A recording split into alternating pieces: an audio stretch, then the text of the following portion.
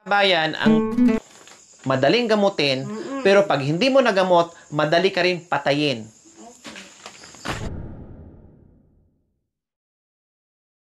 Okay, nandito kami ngayon kay Mami D ulit.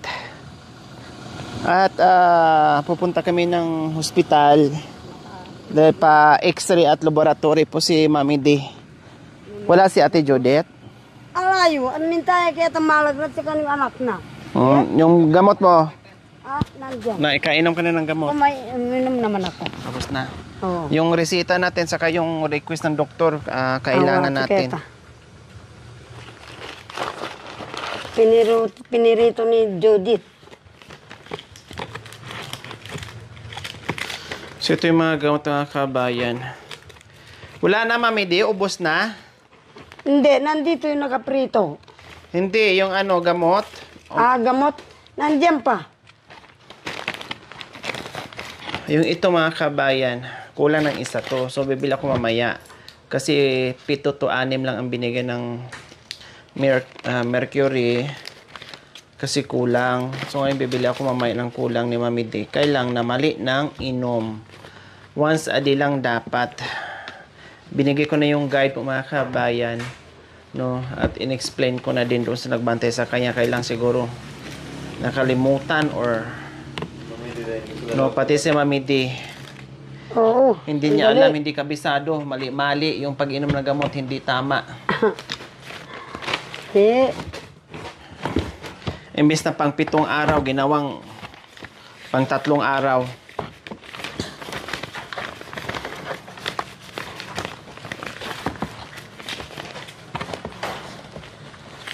O mayroon pa tong isa. Ayan, may 4 pang natira. Ito yung tatapusin niya mamayang alas 8 to ulit. Bakit kaya bitining niya itong kusal, oh.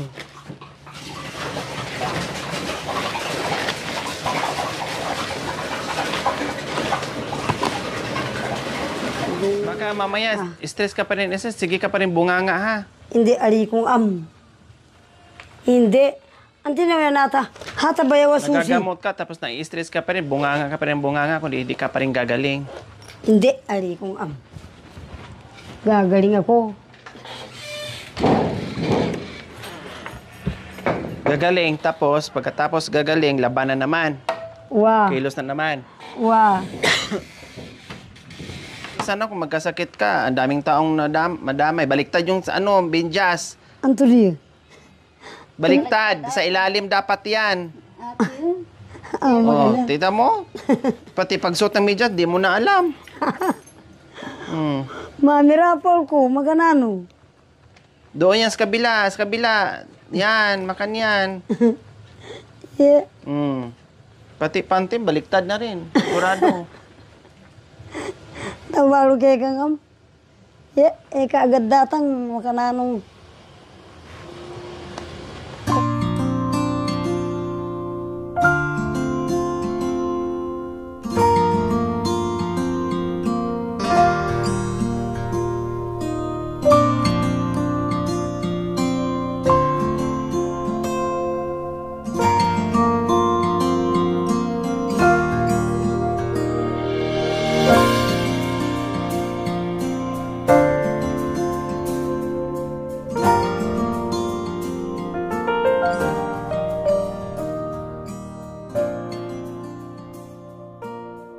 So ayan po mga kabayan, punta na kami ngayon sa bayan, syempre dahil pa-laboratory namin si Mami D. Lahat ng request ng doktor po ay gagawin namin, kaya ito, papunta na kami mga kabayan. Dumaan pa kasi kami sa kabilang bayan po, no? Madadaanan kasi namin bago ito sa bayan ni Mami D. Kaya inuna ko muna doon para hindi kami pabalik-balik. Kaya ito po mga kabayan, papunta na kami.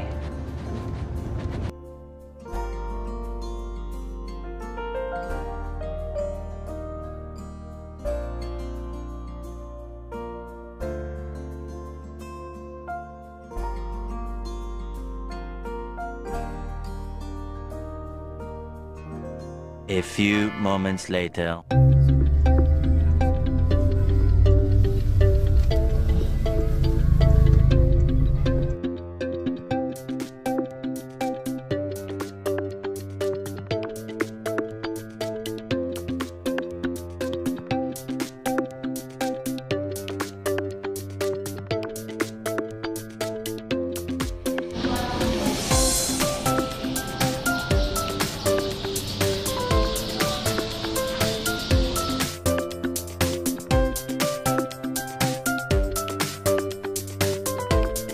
few moments later.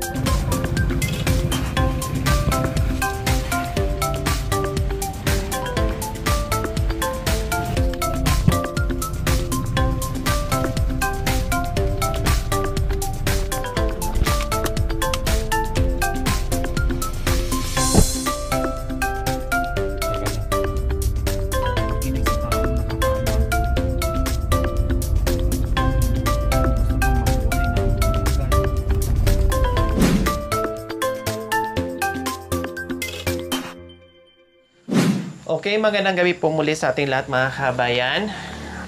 Nakarating na kami dito sa bahay ni Mami D.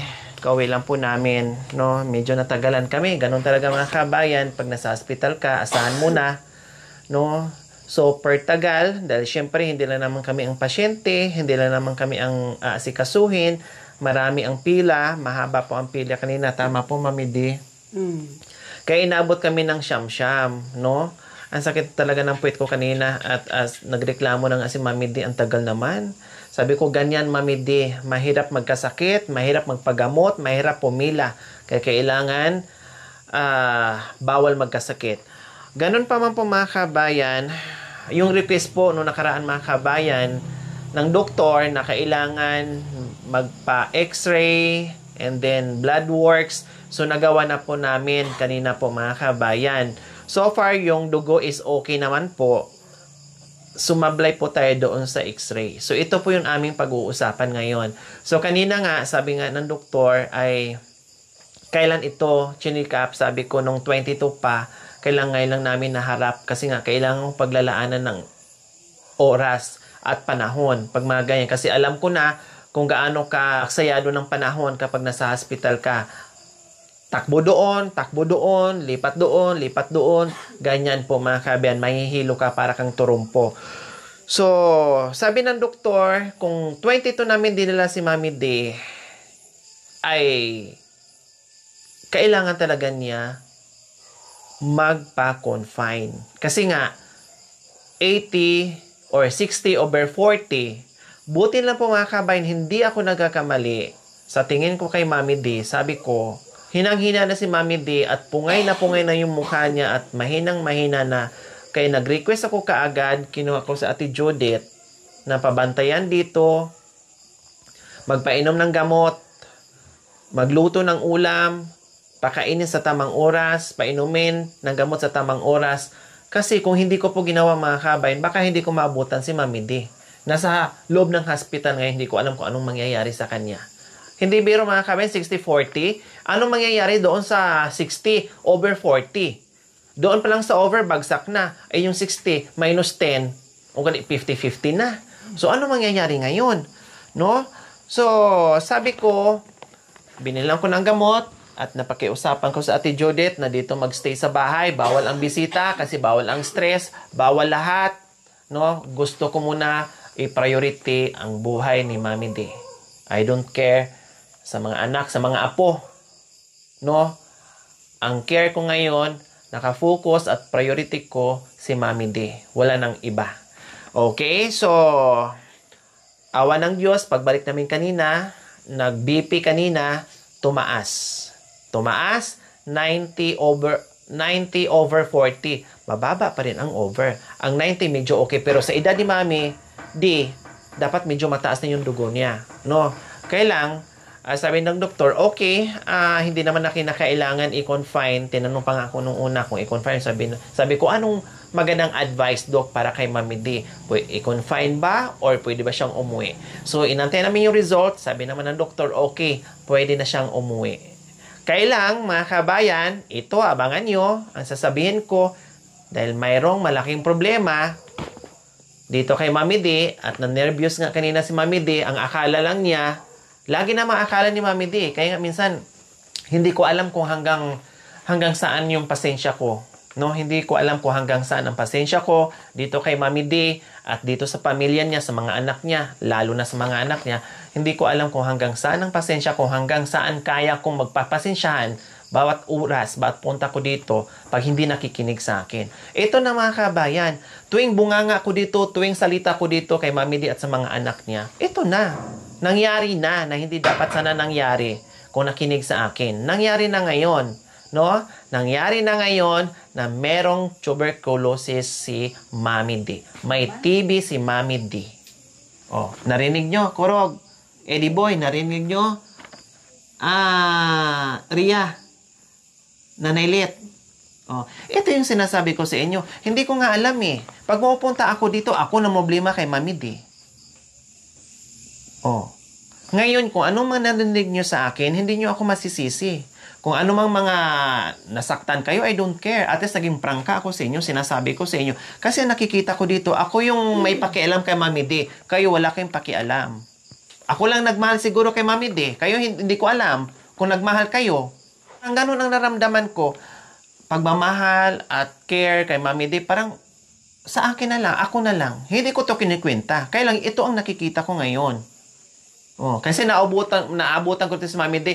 Una, nung umuwi dito sa Mami D, dapat ibalik ko to kaagad sa amin. Kaya lang, syempre, gusto ko namin muna niya yung bagong bahay niya. Bago ko siya isama-sama ulit doon sa pagbablog namin or sa bahay na magstay siya. Kasi ang gusto ko sana mangyari noon mga kabayan, kung bakit gusto ko si Mami D manatili sa bahay at pasya-pasya na lang sana kami dito. Halimbawa, 3 days, 2 days kami dito matulog. Kasi nga gusto ko maalagaan yung pagkain niya. Pagkain niya at vitaminan niya. Kasi nakitaan ko si Mami D na dito, mapabayaan niya yun. Hindi niya magagawa yun. Kasi iba ang pinagkakabisihan niya.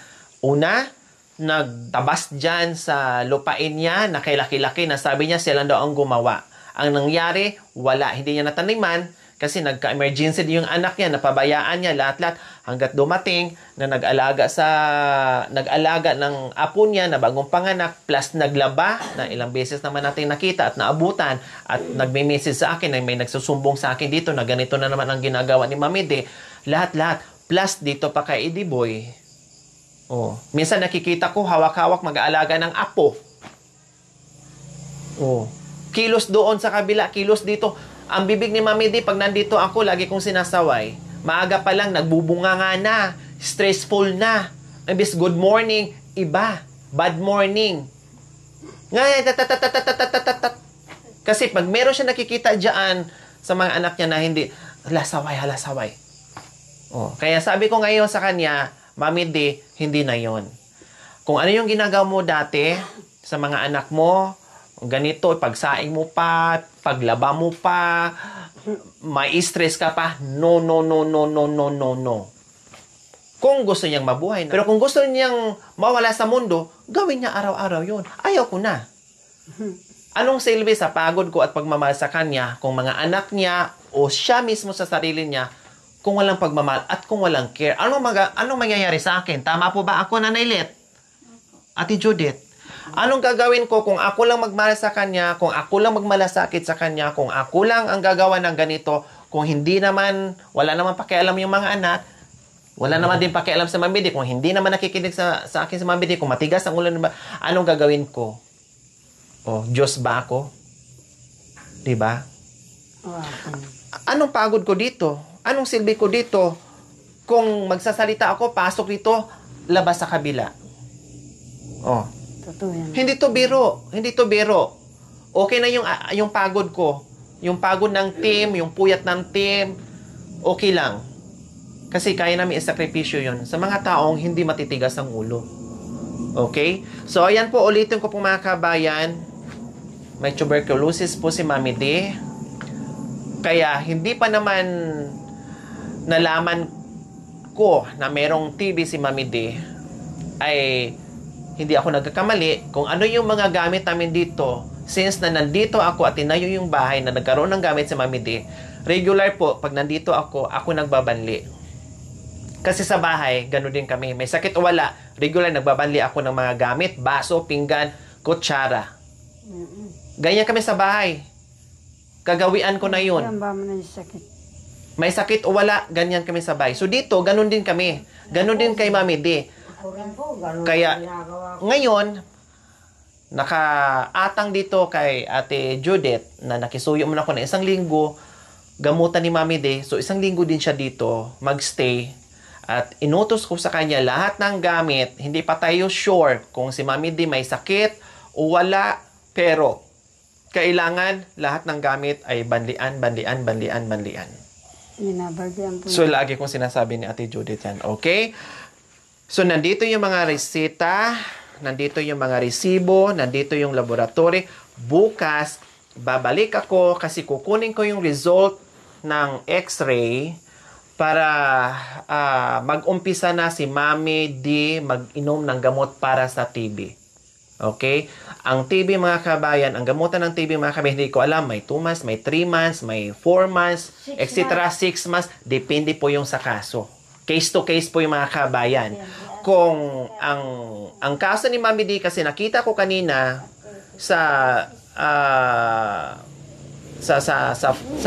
hindi pa naman na ano yung file, pero nakita ko kanina sa computer, no, at sinend doon sa doktor na nagbasa, ay malaki na yung tama sa, hindi ko alam kung ganun kasi, nandito, parang right side. Hindi ako sure. Bukas malalaman natin. Parang right side yung malaking tama sa baga ni Mami D. Lulubog ka sa tubig. Ganun po ang mainit nangyayari. araw. O parang tinamaan ng kidlat na isang guhit na malaki ganyan, tapos may ganun. So, ganyan po ang nangyari sa baga ni Mami D. And then, sabi ko sa kanya, Mami D, meron kang tuberculosis. Ano yun, anak? May TB ka. Ang sagot niya sa akin, pero malakas naman daw siya. Oh, yan na naman ang katigasan ng ulo ni Mami D. Mami D, bago tayo pumunta ng ospital, sinabi ko na sa inyo dito lahat. Mami D, kayo, may sakit kayo. Mami D, kayo, itigil ang pagsigarilyo. Mami D, kayo, itigil ang paglalaba. Mami D, kayo, itigil ang pagiging stressful. Ewan ko sa kanya. Pero ang sagot sa akin, okay naman, okay. O hindi natin madadaya ngayon kung ano resulta ng doktor. Nagsisinungaling ang doktor? Gawa-gawa lang ng doktor? Sabi niya, na-nervous siya sa result. Kasi, akala na okay naman yung katawan niya. Okay. Kasi nga sabi ko, ang isip okay, pero ang katawan, unti-unti nang humihina, unti-unti nang napupundi. Opo. Anong gagawin natin, Mami D? Yan naman talaga ang result ng, ng sakit nyo. May gamutan naman sa butad anak ko sa pag-ibig. Opo. So, ganun po ang mangyayari, mga kabayan. Babalik pa kami bukas. Kukunin ko po yung result ng yung film. No? And then, siyempre, bibigyan ako ng certification yan kung saan ako makakuha. Meron naman tayong center or mga center na pwedeng hingian, like health center o center natin dito sa mga barangay. So, titinan natin, mga kabayan, kung saan tayo makahingi ng ganyan. Kasi may mga libre naman mga ganyan. Wala namang problema. Excuse ma'am. Sagutad po, kasi sagutad ma'am, may pong libreng gamot. Siya pag yung may sa TB ka po, libre po yung gamot. So, ganyan po, alam ko po yung mga kabayan, kasi sabi ko nga, pag mga itong case, kahit wala pang doktor, na hindi ka pa napadoktor, basta ko na. Diba sabi ko po sa inyo, Mami D? Alam ko na, Mami D, kahit hindi ako doktor, pur basta nakita na meron kang sakit. Tama po ba ako, Mami D? Husto yapin. Diba? Kita ko lang, basa ko lang, tingin ko lang, alam ko na. Nandito na yung resulta. So, walang problema doon sa gamutan ni Mami D, yung gamot niya para doon sa TB niya, kasi may makakahingi tayo ng free. Pero, yung iba ay hindi. Katulad ngayon, bumili ako ng vitamins niya. No? Magkano ang isa nito? 65 pesos. So, ang 30 pieces na nireseta ng doktor ay 30 pieces. So, almost 1.8, 1.7 plus, kung hindi ako nagkakamali. Kasi 65 per piece ang isang piraso, 65. So, kailangan inumin, at ngayon, before bedtime, pinainom ko na ngayon si Mami D. So, ngayon, okay na-explain ko na sa inyo yung result ng check-up namin ngayon ni Mami D at laboratory at x-ray. So, proceed naman tayo. Pag-usapan naman namin dito sa anak ni Mami D. Nandito din yung kapatid ni Nanay D. No? So, si Ediboy muna. Okay, Ediboy, narinig mo na lahat ng explain ko. Tama? Okay. Hawakan mo. So, narinig mo na lahat ng explain ko. No? Unahan na kita. Kasi ang sasabihin mo na naman sa akin, matigas ang ulo ni Mami D. Okay. Yan ang isasagot mo sa akin. Unahan na kita. Ito na naman ang sasabihin ko sa iyo. Alam mo na ngayon ang sitwasyon ni Mami D, ng nanay mo, na hindi niya kailangan magpagod, Hindi niya kailangan magbuhat ng mabibigat. Hindi niya kailangan ma-stress. Kailangan ni Mami D ay matiwasay dito sa bahay niya para hindi siya ma-stress, para hindi lalong lalala yung kanyang sakit. Kasi ang may TB ka, mga kabayan, ay kailangan mo nang magpahinga. Kailangan hindi ka ma-stress. Kasi ang stress, number 1 din yan. Parang anay yan sa katawan natin. Pag sobra tayong stressful, parang anay yan sa katawan natin. Sige kapag gamot dyan, kung sobra ka stress, araw-araw ka ma-stress, baliwala din yun. Walang mangyayari sa katawan mo. Kakainin din ng anay. So, ganun po, ganun Boy. Ayaw ko nang irason mo sa akin na matigas ang ulo ni mami, ni nanay. Kahit sabihin ko na wag kilusin, kahit sabihin ko wala maglaba, pero labhan niya, hindi yung reason. Ang gagawin mo, pagalitan mo, kunin mo, at huwag mong payagan sa gusto niya. Kasi alam mo naman na yung sakit niya eh. Oh.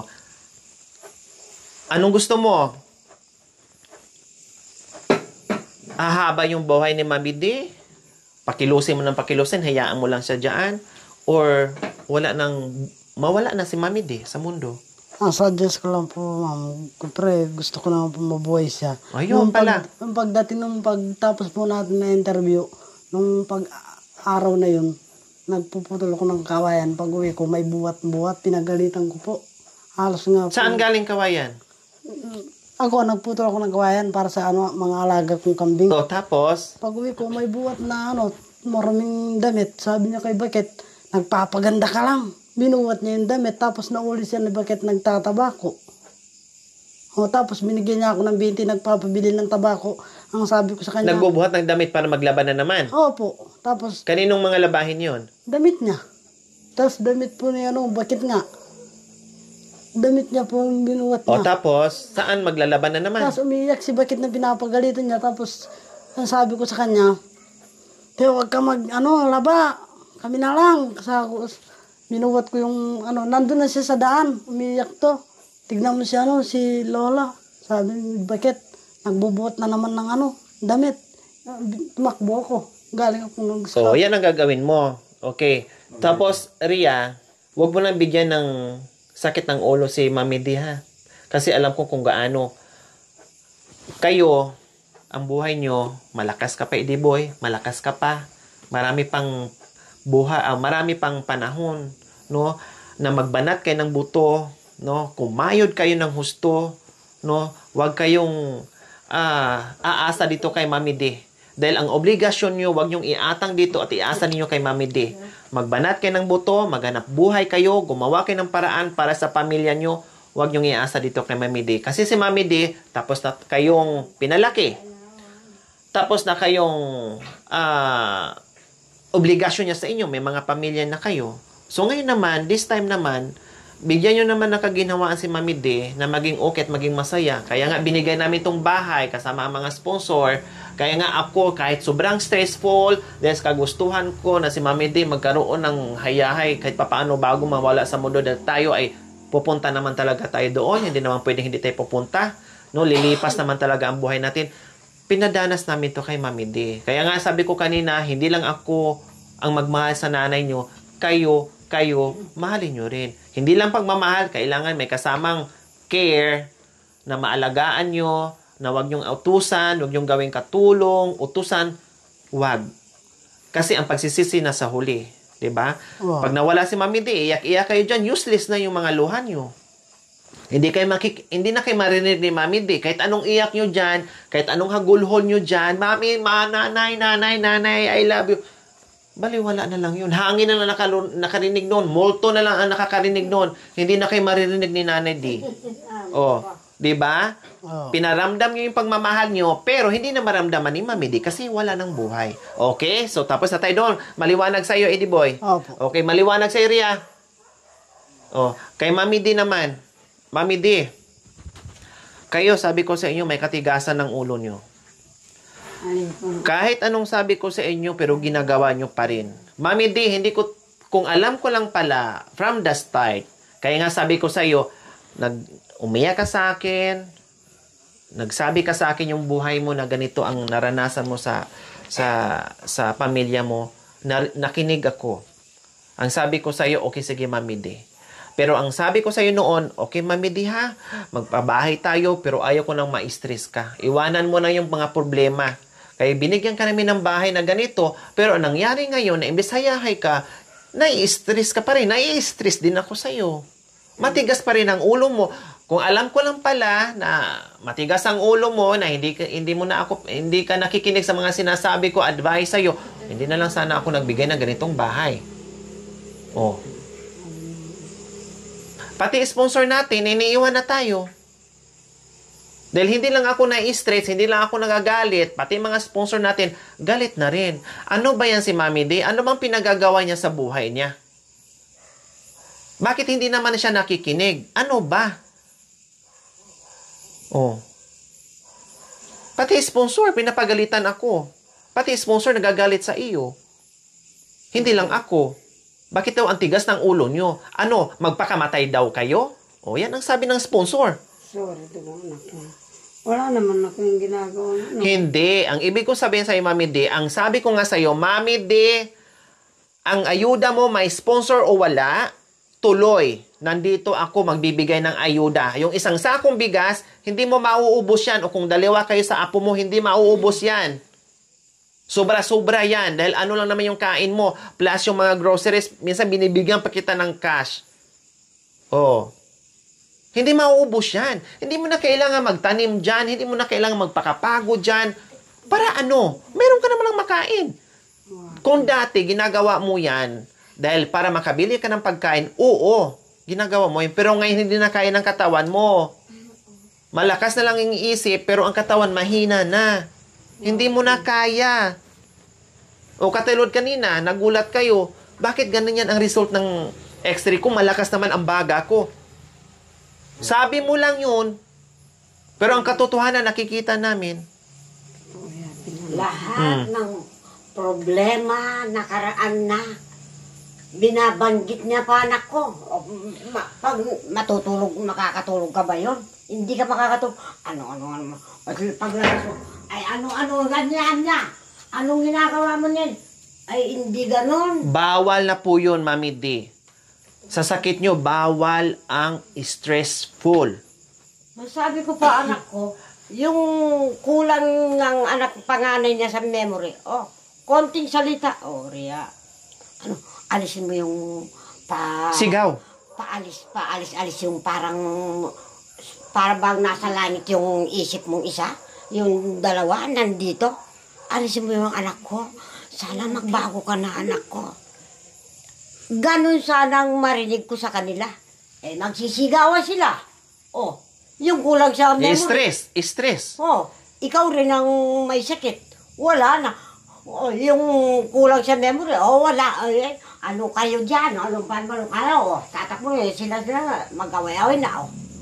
Kaya ito mangyayari. Kaya nga sabi ko, kahit anong gamot ko, kahit anong pagod, sakripisyo, balik-balik sa ospital, bigay ng vitamins, bigay ng gamot, kung stressful pa rin ang nakapalibot dito kay Mami D, walang mangyayari. Kaya pinagbawalan ko dito kay Judith, sabi ko, Ate Judith, huwag tatanggap ng bisita. Wala po. Lahat ng anak, pwede siguro ganyan, pero huwag magstay dito na ma-stress lang si Mami D. Hayaan mo na dito nila si Mami D, no? Para maiwasan yung stress, para tuloy-tuloy yung paggaling ni Mami D. Kasi biro mo 60-40, oh, Mababa pa mo. 50-50 na yun, tapos ngayon nag-90/40, mababa pa rin. Kaya nga tinanong ka ng doktor kung i-confine.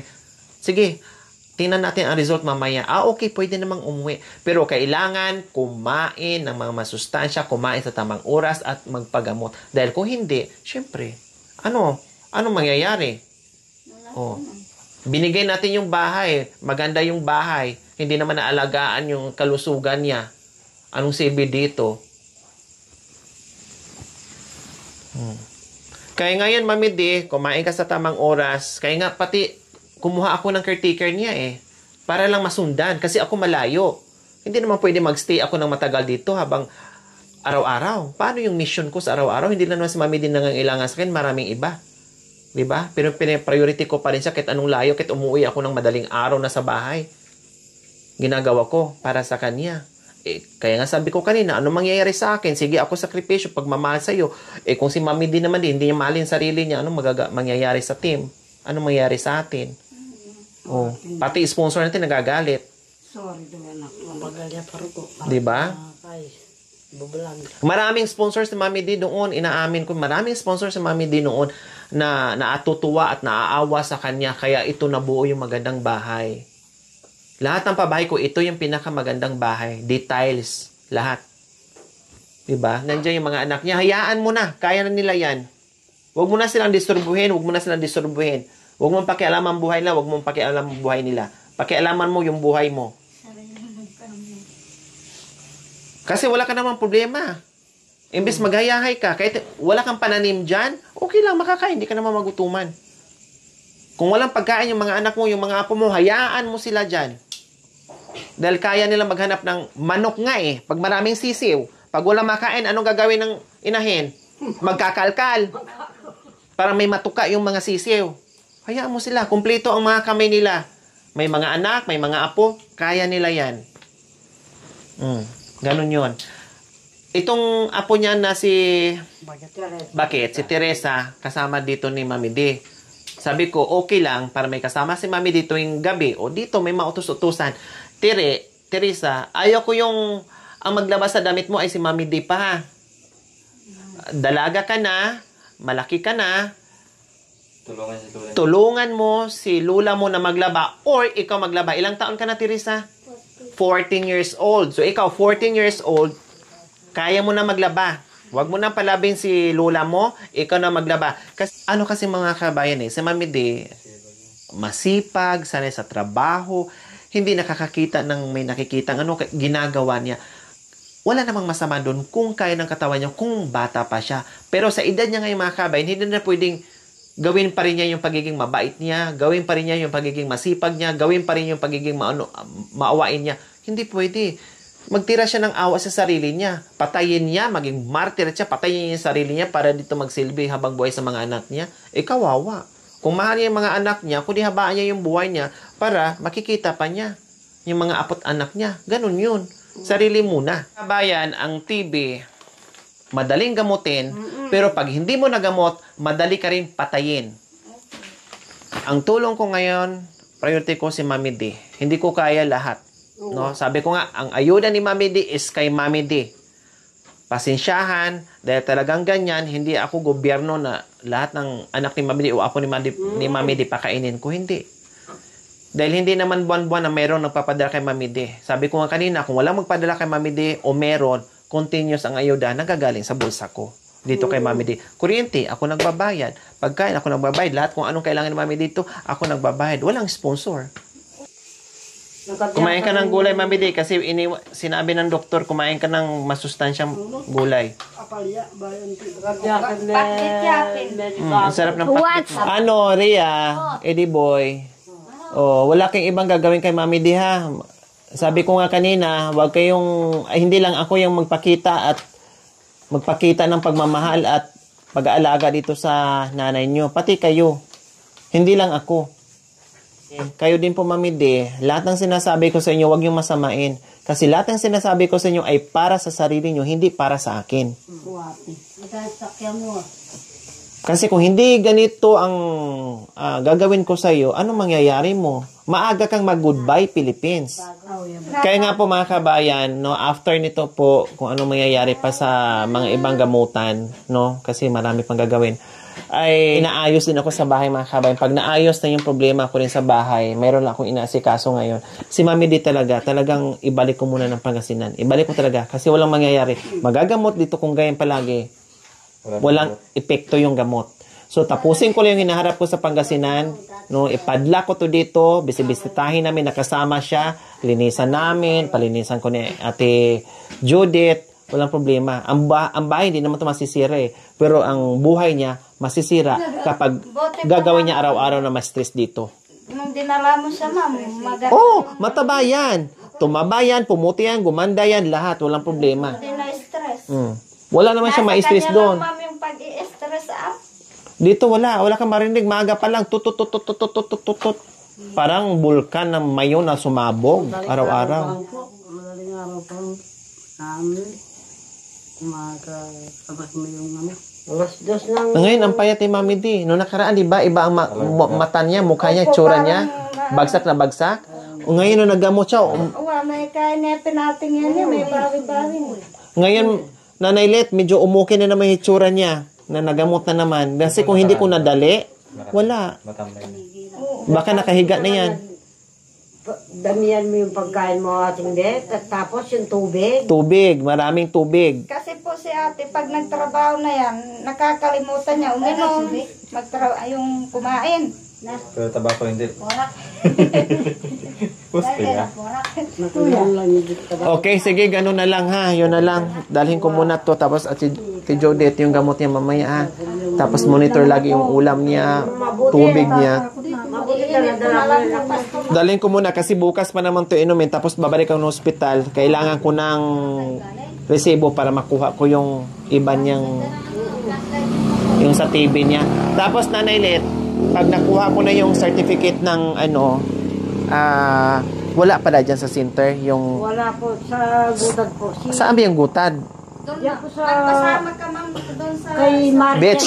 Si Martes po ang kasama kong BH, yung pamangkin natin. Si Martes.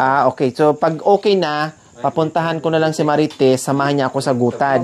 Kasi kailangan ko pa kasi yung permanent doctor at saka yung certification. Tapos kasi, Yung anak ni Idolari. itetest po nila sila. Yung plema. Yung play. Yung sputum ang tawag doon. Maaga na walang kain. Padudurain siya. Yan ang gagawin. Hindi bali, sabihin ko lang kay Pag Mami. mayroon ng gamot, bago siya kakain, iinom lang muna ng gamot. 30 minutes, tapos pwede nang kumain. Kailangan walang kain. I-explain ko naman po kasi kabisado ko yun alam ko yun. I-explain ko yun sa kanya pag okay na. Okay, dito na kami, Mami D. Thank you for watching. Don't forget to like, share, and subscribe.